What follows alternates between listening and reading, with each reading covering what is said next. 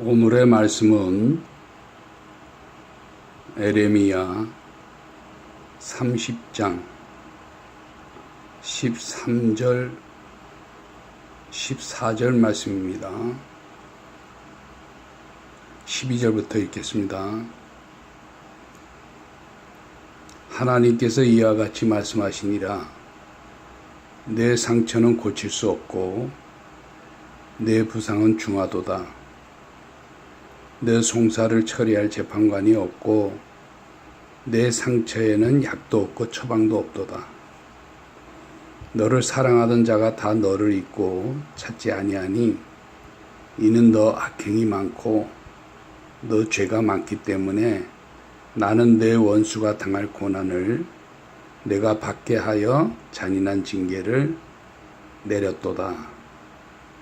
아멘. 자, 오늘 본문의 말씀을 우리가 잘 상고를 하고 것을 본다면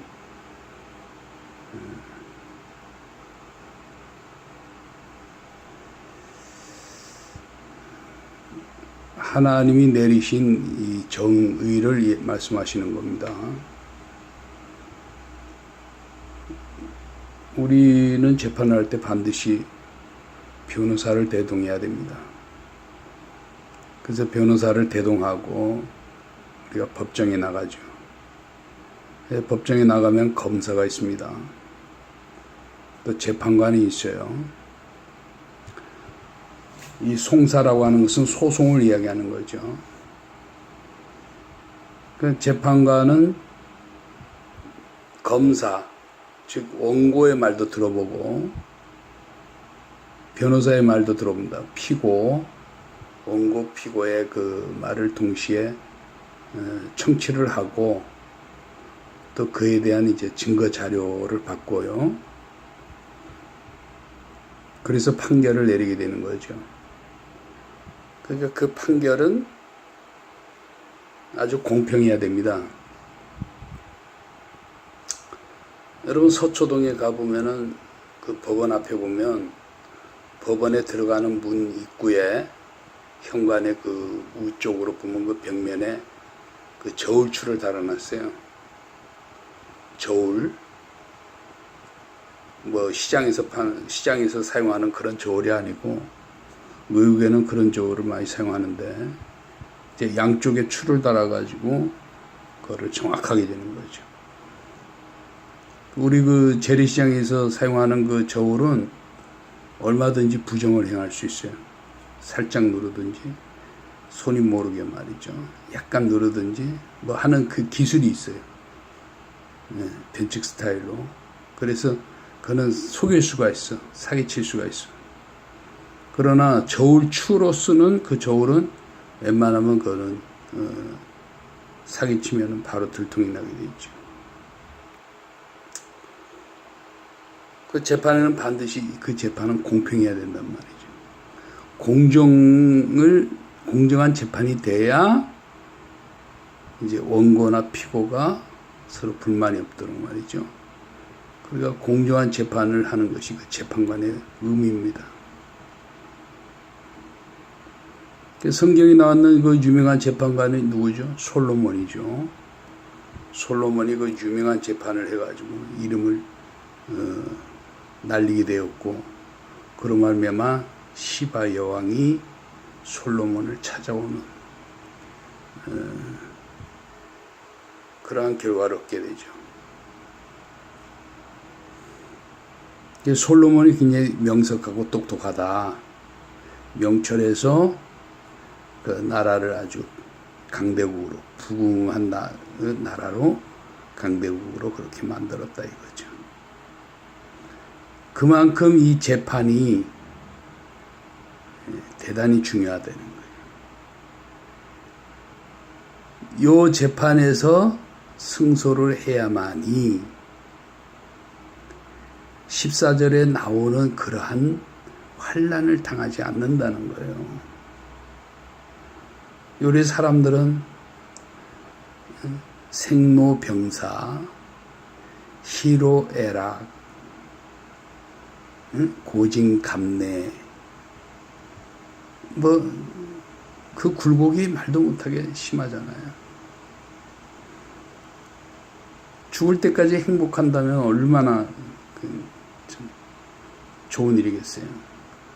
그러나 세상이 그걸 놔두질 않는 거예요. 그 전날에도 멀쩡했던 사람이 그 다음날 보면 죽어있고 말이죠.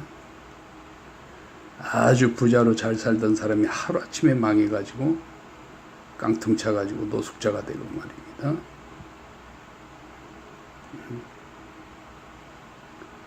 먹고 살만하니까 암에 걸려가지고 시한부 인생을 살아가고 하루아침에 중풍병자가 되고 교통사고가 나가지고 일가족이 몰살을 해버리고 전혀 예측 불허의 삶을 살고 있는 것이 바로 현실이단 말이에요. 그래서 그 현실을 이기지 못하고 사람들은 그때부터 어떻게 충격을 입는 거예요. 방황을 하게 되는 거예요. 잘 나가다가 코너에 부닥치면 말이죠. 방황하는 겁니다. 그래서 사람들이 그러한 충격을 이기지 못하고 트라우마에 걸린다. 갑자기 어떤 충격적인 일을 내 뇌가 받아들이지 못하는 거예요. 그래서 그 뇌가 폭발을 하는 겁니다. 뇌는 차가워야 되잖아요. 차가워야 되는데 뇌가 뜨거워지면 문제가 생기는 거예요. 뇌세포가 말이죠. 그러니까 마음은 뜨겁게, 머리는 냉정하게. 근데 그게 반대로 되는 거예요. 그럼 문제가 발생하는 거죠.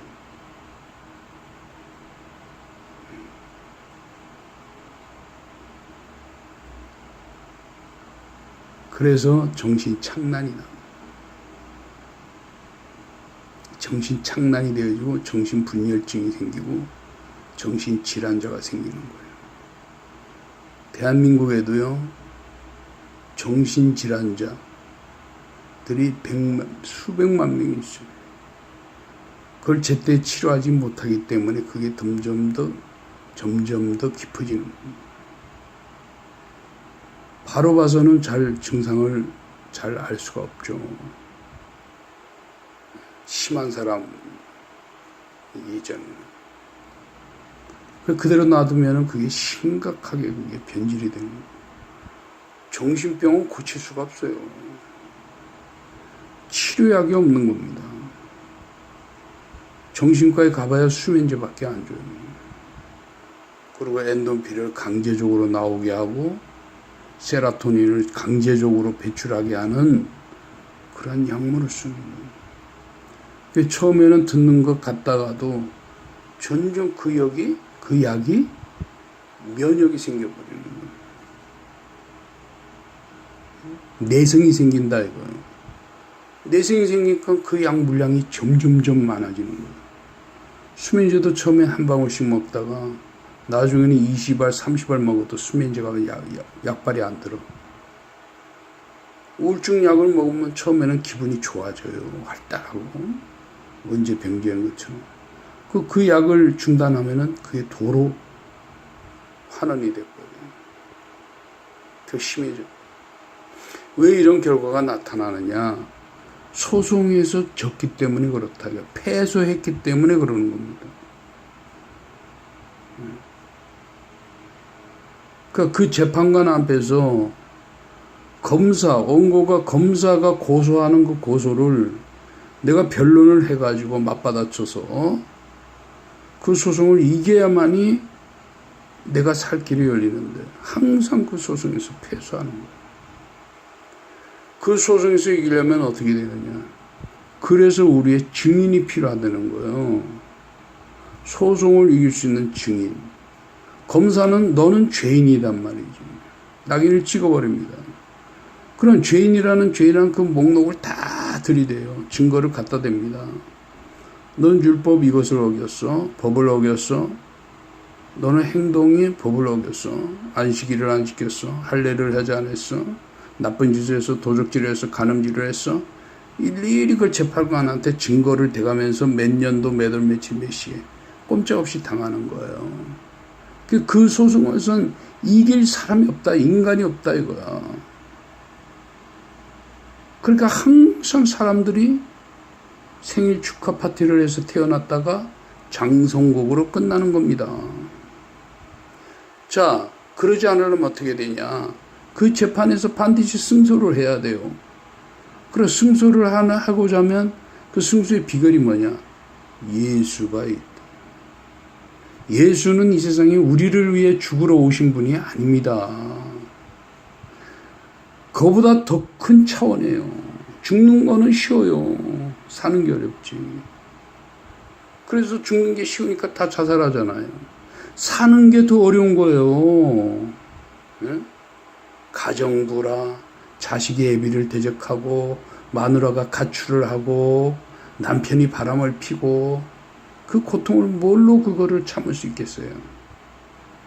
못 참는 거예요. 그래서 죽는 거는 쉽지만 사는 것은 어렵다. 그래서 사는 것을 항상 쉽게 하기 위해서, 이기게 하기 위해서, 이 사는 생활을 이기게 하기 위해서는 이 법정에서, 재판관에 있는 법정에서 반드시 승소를 해야 되려니까 우리에게 예수가 필요한 거예요. 예수가. 그래서 예수님을 잘 섬기시고